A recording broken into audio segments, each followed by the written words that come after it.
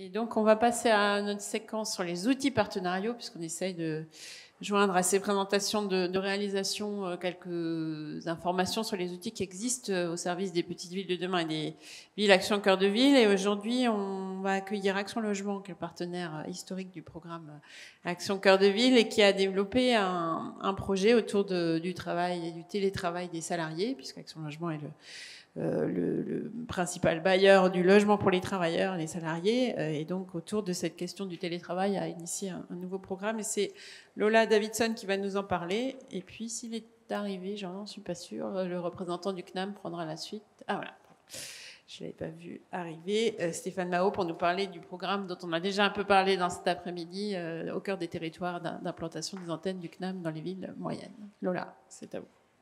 Bonjour, c'est bon ? Bonjour à toutes et tous. Alors oui, c'est un outil, mais c'est un outil en cours de construction. Donc voilà, moi je vais vous présenter un peu la démarche et une première expérimentation. Il y a quelques slides, mais en tout cas, donc, moi je travaille pour la direction des programmes nationaux chez Action Logement. Et je vais vous présenter l'approche qu'a le groupe Action Logement pour trouver une solution au télétravail des salariés des entreprises. Parce que effectivement,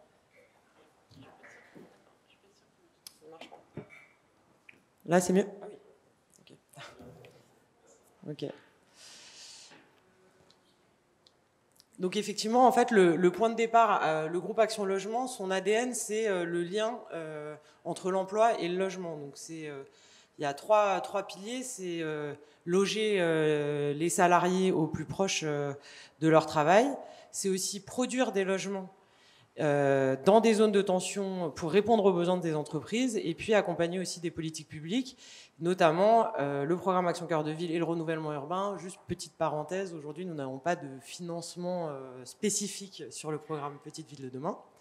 On est présent pour répondre aux besoins des entreprises et des salariés, mais il n'y a pas de financement dédié. Et donc, à partir de ces trois piliers, avec les premiers accords de télétravail qui se sont accélérés avec le Covid et les confinements, Action Logement s'est positionné pour accompagner les mutations organisationnelles des entreprises. Et en parallèle de ça, donc, autour de la métropole toulousaine, dans un cadre de saturation de la mobilité et un objectif politique de la métropole de Toulouse de décarbonation de la métropole, a commencé à être réfléchi un petit peu la question du lien emploi-logement. Aujourd'hui, on le pense toujours comme rapprocher le logement de l'emploi, mais est-ce qu'il ne faudrait pas aussi rapprocher l'emploi du logement ? Donc c'est là qu'on va voir les thématiques qui ont été abordées tout à l'heure.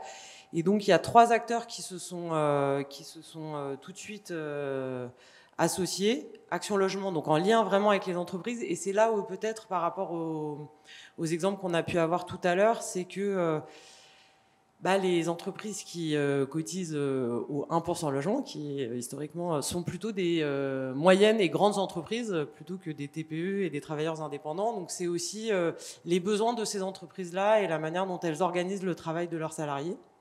Le programme Ville Agile, qui est donc porté par Toulouse Métropole et qui est un programme de décongestion et de décarbonation du territoire. Et très vite, l'accompagnement de l'ADEME au travers du projet Copter, qui est un programme qui accompagne les acteurs du territoire pour porter des projets de développement à haute valeur environnementale et sociale en asseyant de façon pérenne un écosystème d'acteurs qu'on verra juste après. Donc à partir de cette réflexion, la question qui s'est posée, c'est donc comment on répond aux besoins des télétravailleurs. Donc on l'a vu tout à l'heure, l'isolement des télétravailleurs chez eux, l'inégalité de traitement par rapport notamment sur les conditions de logement de ces salariés, et des besoins aussi du point de vue organisationnel des entreprises en termes d'égalité de traitement, de façon dont elles peuvent améliorer ces accords de télétravail. Et donc l'idée est venue, qui n'est pas de faire des espaces de coworking qui soient dédiés à des salariés. Ça paraît complètement évident, un espace de coworking, on connaît tous ce que c'est, mais de pouvoir le penser, le réfléchir pour des salariés d'entreprise, avec tout ce que ça représente en termes de conditions de travail et d'adaptation pour l'ensemble de ces salariés, et c'est encore quelque chose de assez long à maturer et à mettre en place avec les directions des entreprises, les syndicats et donc bien sûr les territoires. Donc tout de suite, un premier territoire et un bailleur qui ont été volontaires pour rentrer dans cette expérimentation, c'est la ville de Gimont, qui est une petite ville de demain, qui est entre Auch et Toulouse, aux franges de la métropole toulousaine.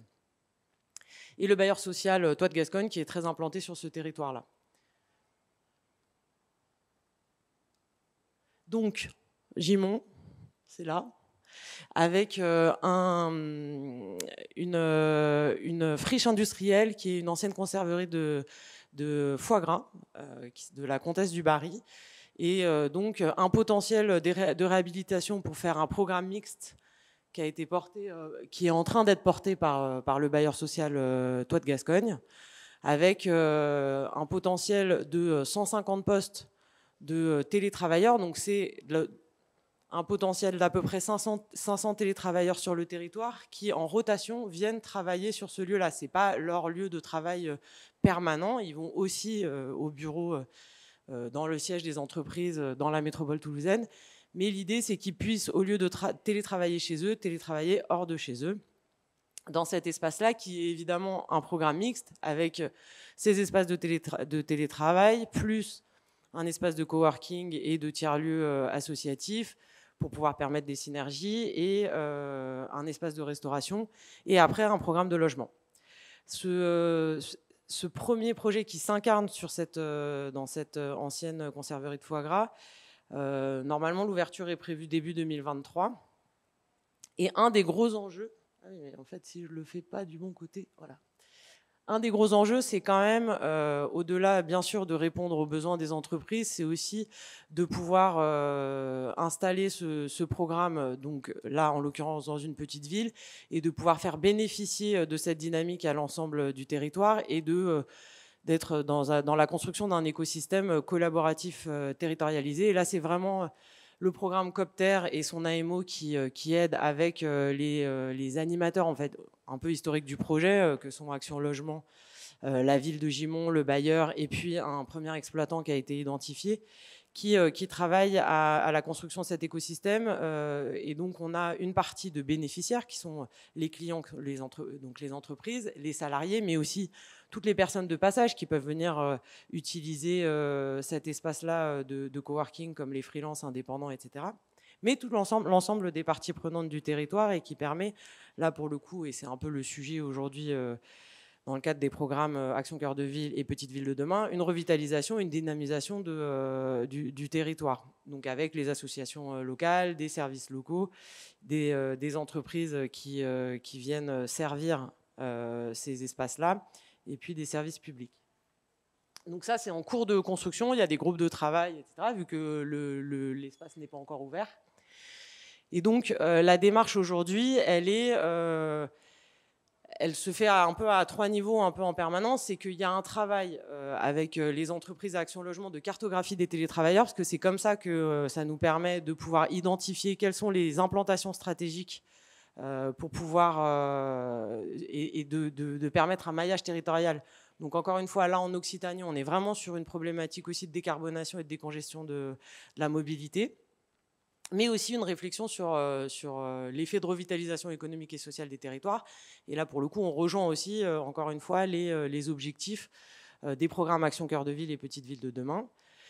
Ce qu'on a appelé dans le jargon en interne le corpo, pour corporate et working, maintenant ça s'appelle Mon bureau près de chez moi. Et aujourd'hui, il est en train d'être développé sur à peu près 11 sites autour de la métropole de Toulouse, et il commence à se développer avec les entreprises autour de la métropole de Montpellier. En même temps que les travaux sont en cours à Gimont, il y a une préfiguration sur un site à Blagnac qui est là pour le coup orienté, encore une fois, comme je vous disais, il y a des impératifs de répondre aux objectifs d'égalité de traitement pour les entreprises. Et donc là, on est plus sur une préfiguration en termes d'observation, d'ergonomie, de design des espaces, pour s'assurer qu'à l'ouverture des différents espaces de corpo working, on soit bien en réponse aux attentes des entreprises et des salariés. Et donc, il y a plusieurs exemples que je vous en ai mis 2-3 là à l'écran. En fait, c'est juste pour vous dire que le portage, il peut être différent. Parfois, c'est des propriétés privées. On est globalement sur du recyclage de friches. Hein. L'objectif, c'est quand même de pouvoir réinvestir des bâtis vacants. Mais il y a aussi des réponses. Là, en bas de la slide, il y a 3 projets qui vont voir le jour au centre-ville de Toulouse, parce qu'il y a une question de taille de logement en centre-ville, et donc là, ça répond quand même, même si on n'est pas dans la logique de maillage territorial là, à des salariés qui vivent dans des espaces un peu plus petits. En Ariège, par exemple, il y a un potentiel de télétravailleurs qui est assez faible, et du coup, l'idée, c'est vraiment d'être dans une logique un peu plus hybride, dans laquelle il y aura du tiers-lieu associatif, du coworking et un peu de place de corpo working, mais donc voilà, avec un modèle un peu hybride. Et c'est ça qu'on essaye de développer sur l'ensemble de la France, en se disant que un des objectifs, enfin, on voit émerger 3 différents modèles. Un modèle qui est un peu le modèle démonstrateur que je viens de vous présenter, où il y a quand même 1500 m² minimum, donc ça veut dire un potentiel de télétravailleurs assez important. On est plutôt sur une logique de frange de la métropole, avec une redynamisation du territoire aux franges d'une métropole, mais il peut y avoir des solutions un peu plus hybrides qui peuvent se trouver. On pense là, dans le cadre d'Action Cœur de Ville, à plutôt, mais peut-être aussi Petite Ville de demain, hein, des pieds d'immeubles sur des projets de réhabilitation dans lesquels on se pose beaucoup de questions sur l'organisation et la vitalité de ces pieds d'immeubles-là. Ça peut être une solution, et carrément un 3e modèle qui est un modèle de déjà là, pour répondre immédiatement à une demande d'entreprise, avec un peu des places labellisées, mais là, pour le coup, pas forcément portées par Action Logement et les entreprises.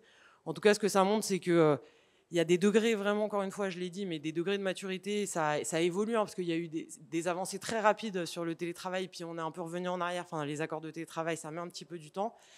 En revanche, ça montre qu'il y a quand même un vrai besoin de fertilisation croisée entre les besoins de ces entreprises-là, les enjeux de la transition écologique, et puis les dynamiques de territorial, et portées aussi par les programmes de revitalisation. Voilà, donc nous, on essaye d'être un petit peu à la croisée de ces chemins-là, mais j'espère pouvoir, s'il y a une saison 2023 des Forums des Solutions, que ça soit les Occitans qui viennent faire un retour d'expérience sur la première expérimentation à Gimont. Voilà, merci.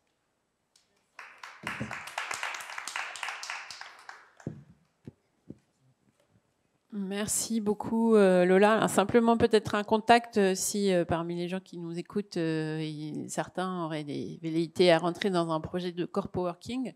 C'est vous, Lola Davidson, qui êtes le contact. Voilà. Donc vos coordonnées sont en train de s'afficher. On n'a pas de questions. Si. Alors, une question dans la salle. Oui, vous avez parlé en fait des besoins du territoire, des besoins des collectivités, des besoins des entreprises. À mesure qu'on constitue en fait des plateaux de bureaux ou bien des espaces de coworking, que se passe-t-il dans les entreprises qui finalement sont un peu dévitalisées de leurs salariés et se retrouvent avec des espaces vacants? Donc est-ce qu'il y a un accompagnement qui est fait dans ce sens pour équilibrer en fait les flux justement? Oui. Oui, c'est une vraie question. Après, il y a quand même un élan de rationalisation immobilière. Ça reste encore quelque chose de très pas à pas, avec même si nous on est les premiers partenaires des entreprises, ça reste quelque chose d'assez peu collaboratif comme pour l'instant. Mais clairement, il va y avoir des reconfigurations d'espace, en tout cas, ça c'est sûr. Et c'est pour ça que les préfigurations, notamment en termes de design et d'ergonomie et de façon de travailler, peuvent aussi, au-delà de juste la rationalisation immobilière, permettre aussi d'envisager des accompagnements de ce côté-là. Mais bon, c'est très exploratoire Voilà. à ce stade. En tout cas, je sais qu'il y a du côté des villes, Action Cœur de Ville, sans doute des petites villes de demain, des attentes assez fortes par rapport aux effets du télétravail sur la relocalisation de l'activité. France entière, en fait, un peu au sens de l'aménagement du territoire, et qu'on pourrait avoir des navetteurs d'un nouveau genre qui habiteraient plus loin finalement du siège de leur entreprise.